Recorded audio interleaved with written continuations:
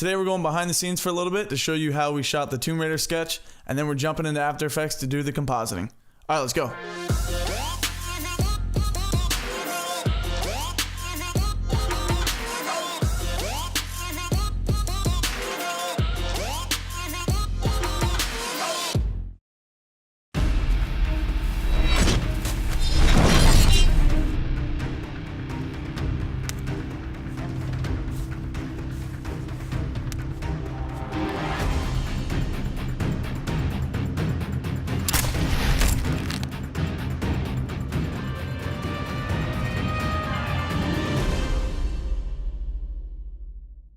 So today we're filming the Tomb Raider skit, where Tomb Raider is basically going to be running, jumping, and sliding through a maze of booby traps. The first thing we got to do is head to the dollar store to pick up some stuff to build a landing pad. Alright, let's go.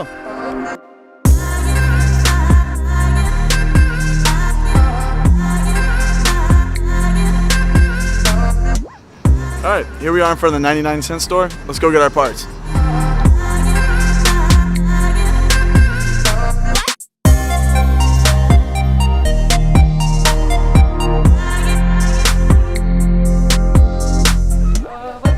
Oh, like a carpet thing? We could pull you.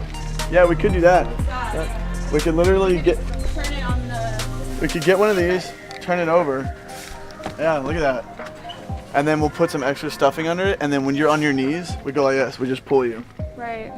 Yeah. All right. Cool.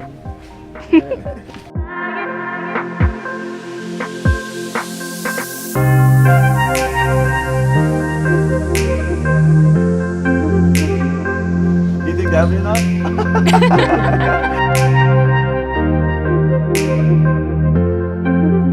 Because what you'll have to do is like, we'll have this on the ground. It's just that once you start sliding. Well, no, because we're gonna cut to the actual slide. So basically, the first thing you'll have to do is go like, you'll have to like, and then we'll cut to the, and we'll be pulling you. Aren't I going feet first?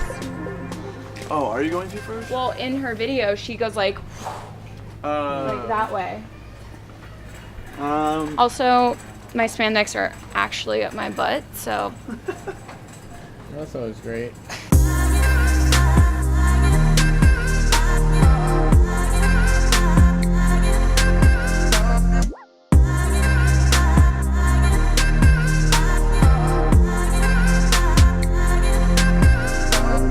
That's why I was wondering, like, so for your initial, because you will have to, like, let's say we do feet first or knees first, no matter what, you're going to have to drop. Is that plus that enough? The thing is, so I also am not going to be sliding on my knees like that. She does, it's like a softball slide. How does she slide? Whoosh, like this way. Okay, well then you'll go like this. What you'll do is you'll do the softball slide on this, cut, you'll sit on it like this, and then I'll just drag you. Okay. So you can be like that. Do you want me to actually try it?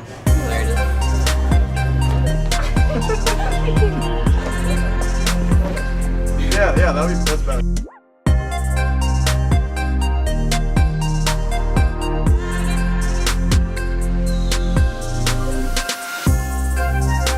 Alright, $10 at the dollar store. A homemade landing pad. Let's see if it works. You ready?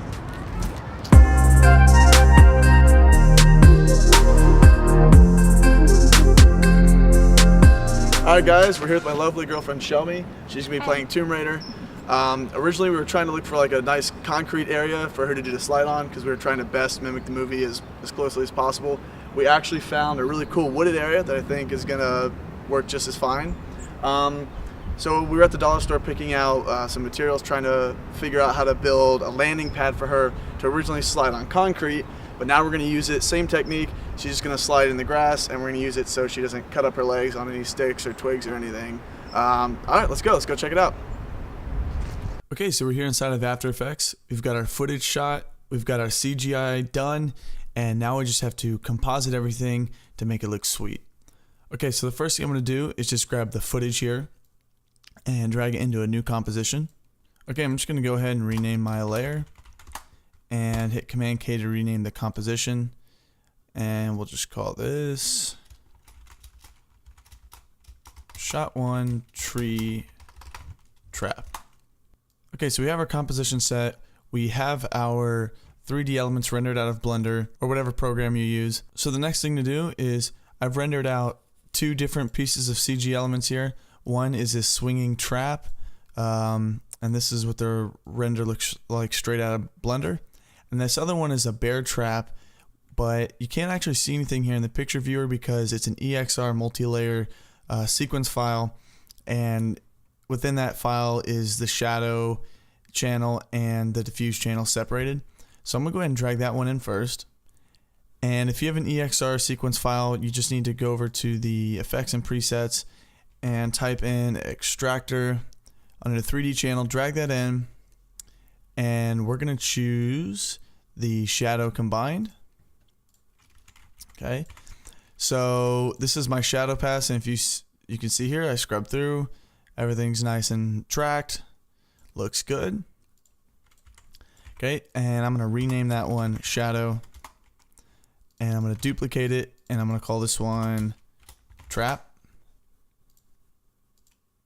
and trap combined. So there's the actual bear trap.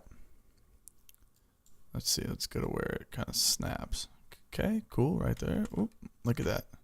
Look how close that was. When I rendered this out, I actually rendered out a couple of different things on top to make it blend better with the environment. I rendered out a couple of like wood chips and a couple of leaves. So I'm gonna go ahead and duplicate and extract those channels now.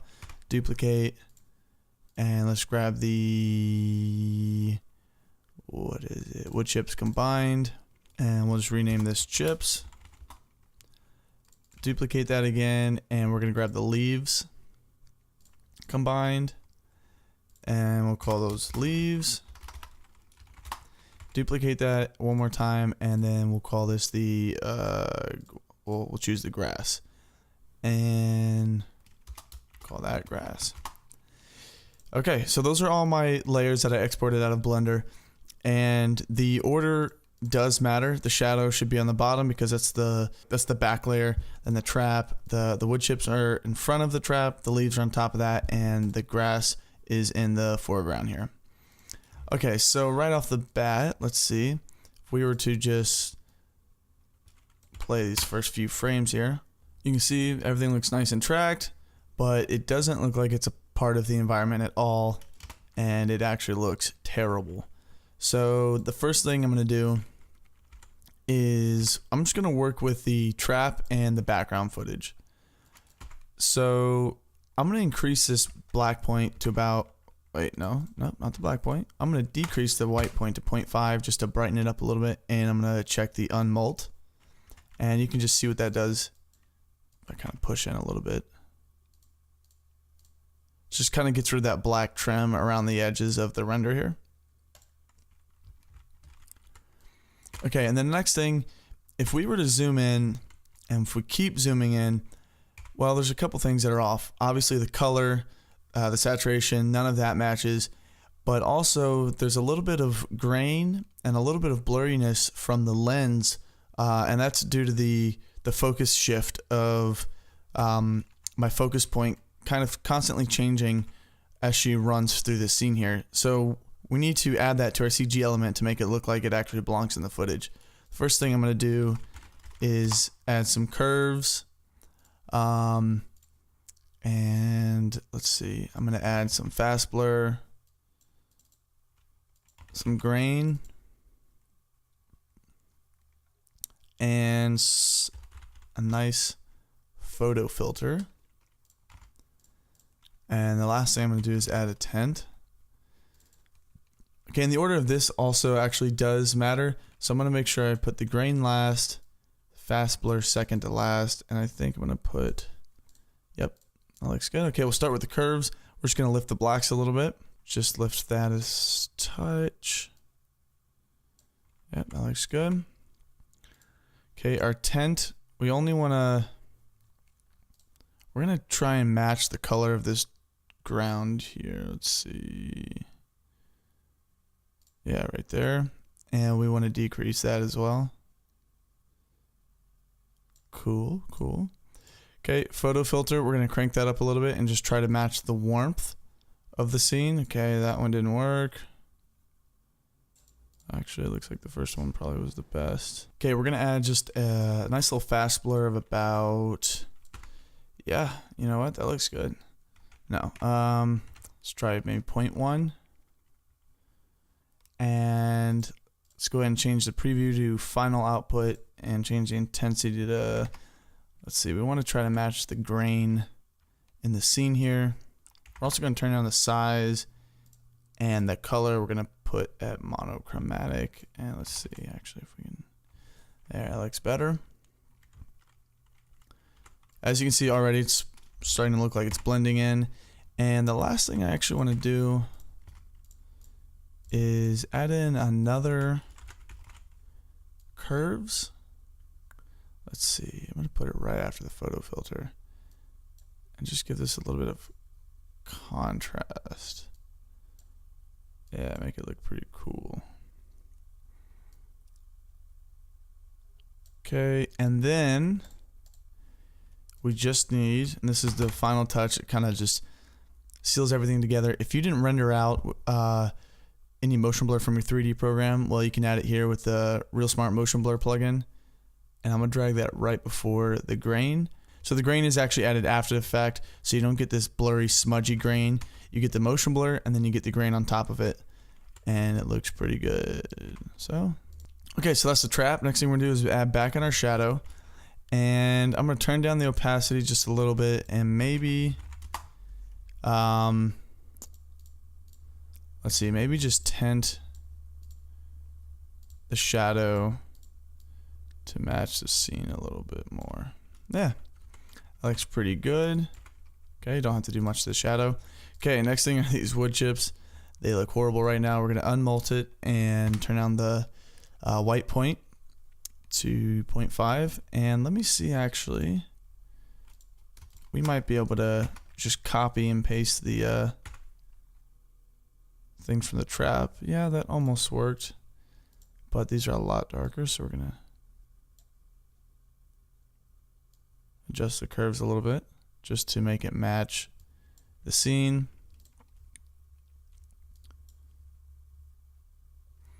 Okay, now the leaves. Let's try, yeah, these look great. Let's try, you know, unmold 0.5. Okay, same thing over here with the leaves. We're gonna grab a curves, and let's grab our motion blur. And let's see, we really want to lift the blacks. And we just need to kind of desaturate the leaves a little bit to match the, like right here, that's a real leaf. So we're just trying to match the saturation. So that looks pretty good.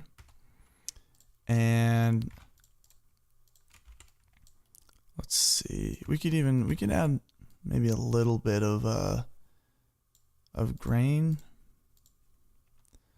Let's see, let's turn this way down and just make that monochromatic.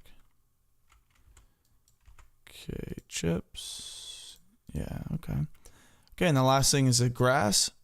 We're gonna come up here and unmult that. And let's see, this needs a good amount of work.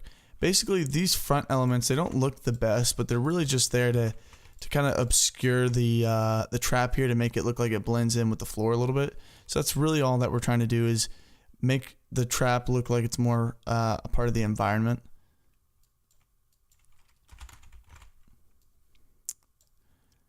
And really just gotta lift the blacks. You know, we can even let's see, just change the color of this. This doesn't even really have to be grass. It could be like these little twigs.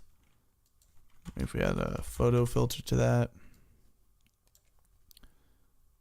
Let's see.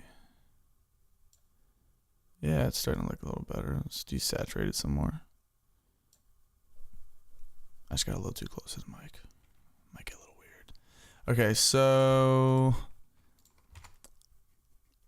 yeah, that's looking pretty cool. Let's render that and see what this looks like. Okay, so that looks pretty cool, but I want to take it one step further. And I like the way the trap is looking. I like the way it's blending in. But if we zoom in here, you can see it doesn't I mean, that looks alright, but it doesn't really blend in as well as I want it to. So I'm actually going to add a layer of the leaves from the actual footage on top of this little bottom part of the bear trap. And I'm going to show you how to do that right now. I'm going to solo this layer, and I'm going to come over here to the effects and type in 3D camera tracker. I'm going to drag that onto our footage. It's going to analyze in the background. Okay, so it ran through, analyzed the footage, and it created a bunch of these 3D tracking points. And now, so if I were to just kind of scrub through, you can see that we have all this 3D data in the scene, which is exactly what we want. Now, we don't need all of this data. We actually only want to grab a specific point, which is going to be right near our bear trap. So we're going to go ahead and create a camera, and then we're going to select this point right here and do create null. And we can just scale this up. So that's going to create a 3D null that is now tracked to that exact point throughout the entire scene.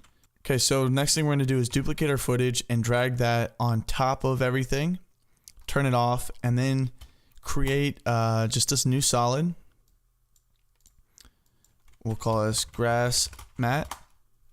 We're going to make that 3D, click P, and we're going to copy the position of this null to the mat. I'm going to go ahead and scale that up a little bit. And then with our footage selected, we're going to right click and do time freeze frame. Oh, delete the camera tracker off of that.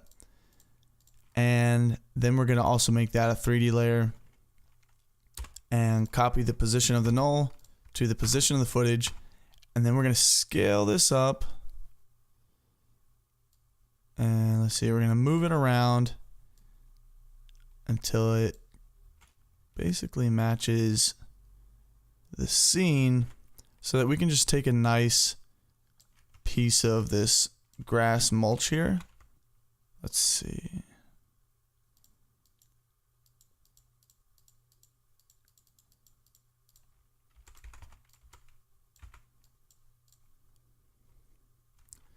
And if you hit Y and grab this little axis here, you can just reposition it. And then we can move this up. Okay, I'm just going to adjust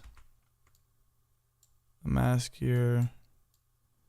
You just want to kind of obscure any like imperfections in the render. If it doesn't look like it's touching the floor, or if something looks a little off, well, this is a good way of covering it up. And we're going to feather that a little bit. Maybe feather it a little bit more. Let me just turn this up to full. Okay. Let's see, we can actually push this a little bit more. Okay, another cool trick is if you add the roughen edges plugin to the mask, we can change it to spiky. And let's see, this will almost kind of turn down the turn up the sharpness. Let's see. Turn up the complex. Okay, maybe cut. Let's try roughen. This will roughen the mask a little bit, and you can just get a more, almost will kind of look like grass, but we don't want it that much. Let's do. Okay. That looks cool.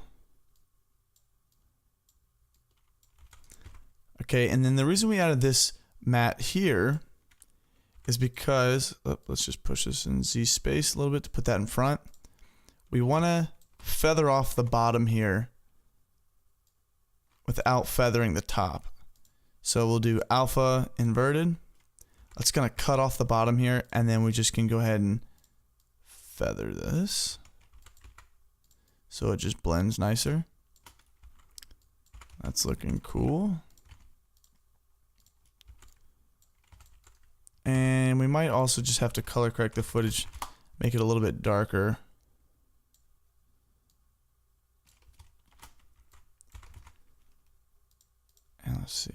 just adjust the mask a little bit to... Yeah, that's not bad. That's not bad. This should maybe just come up here.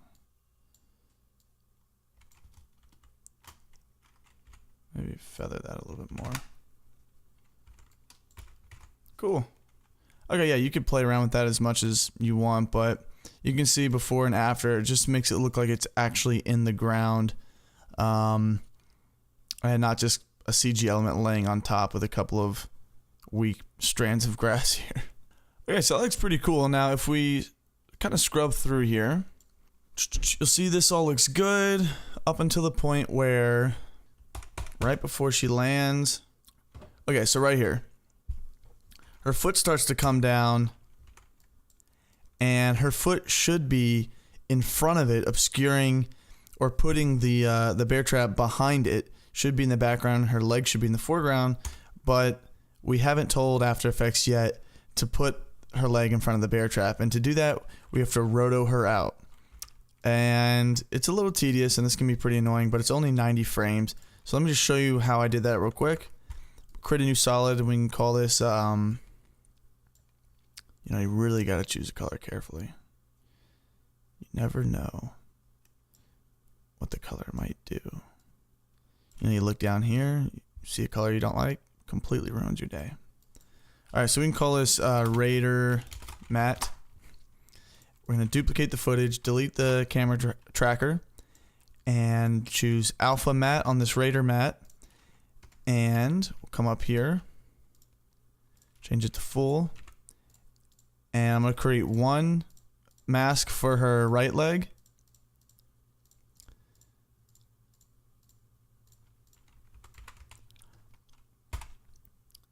And watch, you'll see what happens now. It's going to take a second. Okay, boom. Now the bear trap and our grass is now behind this leg.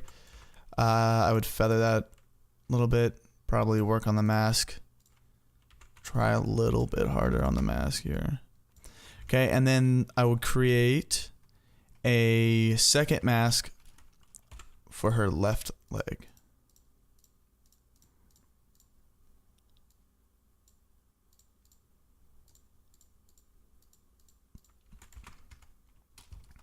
Maybe just round that one out a little bit and feather that as well. Cool. So hit M to bring up the mask path. Press the stopwatch and move a few frames forward.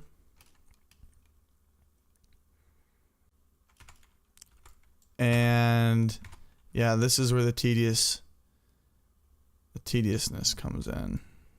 So now you just have to realign the your mask frame by frame, and for 90 frames or so. Do the same for this one.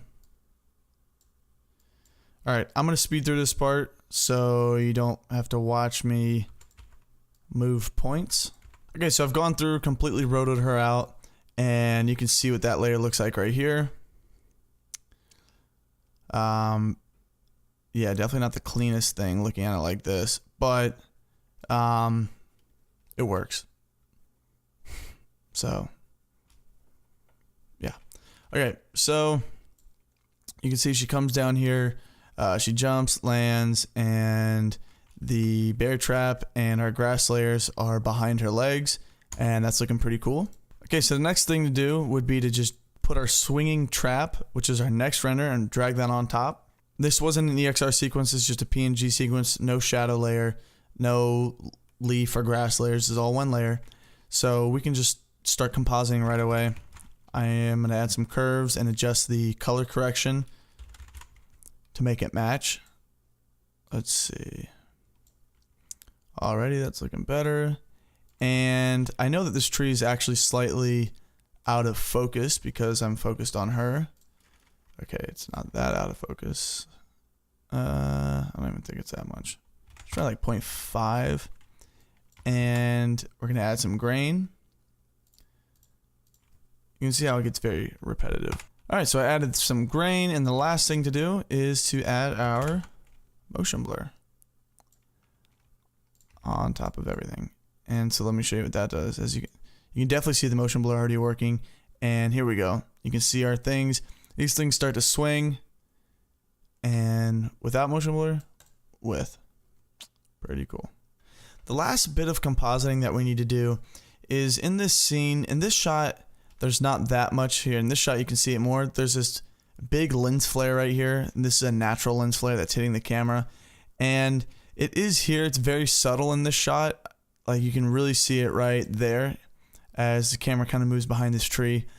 But since a lens flare is pretty, they can be pretty obvious, and when the lens flare starts to shine, it'll only be shining on our 2D footage. It won't be actually interacting with our 3D elements.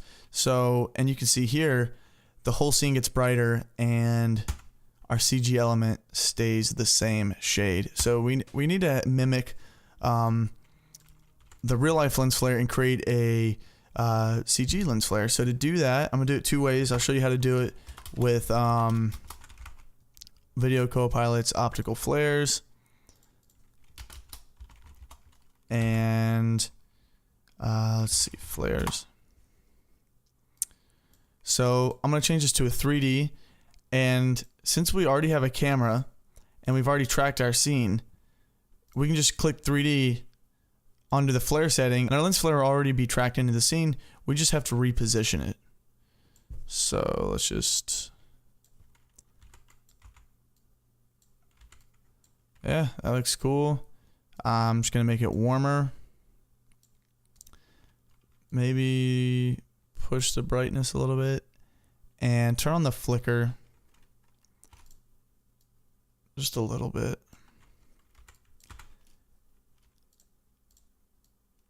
And let's just see what that looks like. Okay, so that looks pretty cool. I mean, you could play the flare for hours, but yeah, that looks pretty sweet. Now let me show you, see that's very simple if you have optical flares. Now if you don't, you can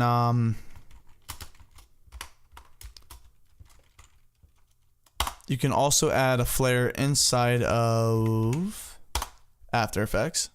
Now this is not a, this is the After Effects built-in flare is not a 3D flare effect, but we can just turn it into a 3D layer. And let's see, we can just scale it up since we already have, we can turn on the motion blur. And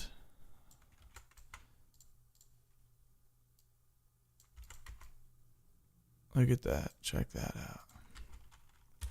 Maybe tend to a little warmish. And if you wanted to, you could also just keyframe the brightness here to flicker, but there you go. We have a tracked After Effects lens flare. Okay, so the final piece of compositing to make this, to make everything look great, is color correction and some camera movement. So what I'm gonna do is select everything, pre-compose it, and we're gonna add a couple things. We're gonna add 2 adjustment layers. We're gonna add the slider control and the motion tile, and we're just gonna repeat the edges here. Click mirror edges right here. And all that does is, watch, if I move my comp over, you can see that it repeats the edge here. And the reason we want to do that is because the camera is going to be shaking around. It's going to be moving. With this effect on, you can move the camera freely within moderation, but you can move it without it showing any of these borders, any of these black borders here. Okay, so we're going to add some camera shake, we're going to alt click on the position, type in wiggle,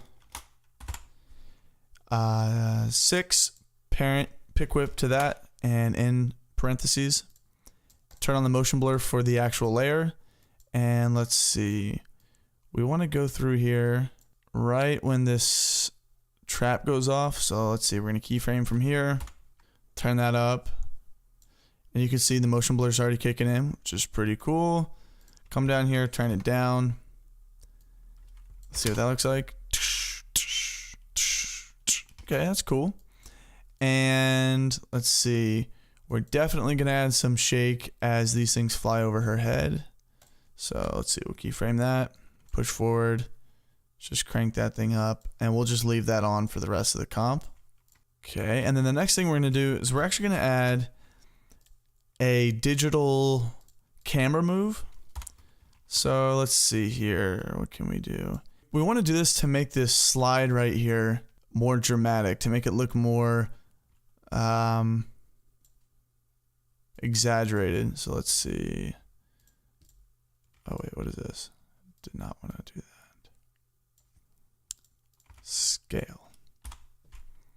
Okay, we'll come over here, crank this up to like 125. And we'll just move this down. Actually, we can maybe even go a little closer. Let's try that 140.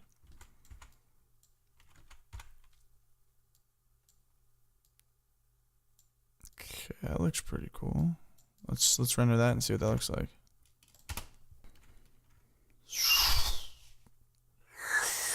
Yeah, it looks pretty cool. I mean, you can see it might be a little too fast, but it looks like as she slides, the cameraman kind of pushes in to a nice action close-up on her face here. Might be a little close, or a little fast, but I don't know, it looks pretty cool. You could always drag this out and just ease it in a little bit. Okay, so for the other shots, I'm just going to show you real quick what I did. It's all the same steps. So basically, I started with my footage here. I have this tree hole asset that I just tracked to the tree, and on top of it, I added a couple of this tree bark that's from the actual tree, from the actual shot. I just rotoed it, and you can see here, I just added it back in. Then I added, just a scene flare, and that's it. Just did some compositing on the tree hole itself. You can see the roughened edges, some shadow, some blur, grain, same exact stuff. And then for the arrow shot, that's one that actually did not make the cut. For this arrow shot here, I just added in a little bit of a dirt explosion when the arrow hits. I have just a 3D model of an arrow flying into the tree, and I've obscured it with just this mask right here. So it kind of goes into the tree and comes out right there. And just did some compositing on the actual arrow itself, just some fast blur, and finally a scene flare, just to composite everything together. Thanks for checking out this week's video. Don't forget to like, comment, subscribe, and let us know what you want to see next week. Peace.